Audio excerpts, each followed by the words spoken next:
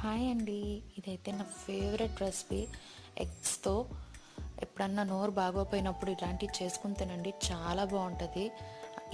ఇవన్నీ గ్రైండ్ చేసేసుకుని పెట్టుకోవాలి. ఎగ్స్ బాయిల్ చేసేసుకున్నా కదా, ఆ ఎగ్స్కి ఘాట్లు పెట్టుకోవాలి. ఇట్లా ఘాట్లు పెట్టుకుని కొంచెం ఆయిల్ ఎక్కువే పడుతుంది, ఎందుకంటే ఆ పౌడర్ కొంచెం ఆయిల్ బాగా పీల్చుకుంటుంది కదా. అసలు మెయినే ఆ పౌడర్ ఈ కర్రీకి.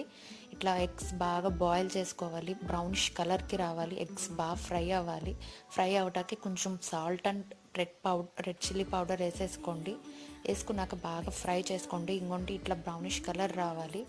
రాగానే ఇంకా పౌడర్ వేసేసుకోవడమే. ఆ పౌడర్ బాగా ఫ్రై చేసుకోవాలండి, పచ్చి వాసన అనేది రాకూడదు. ఇన్ కేస్ ఆయిల్ తక్కువ అయితే ఇంకా ఆయిల్ ఎక్కువ వేసుకుంటూనే చేసుకోండి, ఎందుకంటే ఆయిల్ ఎంత ఉంటే అంత బాగుంటుంది. ఇంకంతే అబ్బాయి. ఇప్పుడు దీంట్లో వేడి అన్నం, నెయ్యి, ఈ కర్రీ వేసుకుని తినండి. చాలా అంటే చాలా బాగుంటుంది. నాకు చూస్తేనే మళ్ళీ నోరు ఊరుతుంది. అంతే ఇంకా.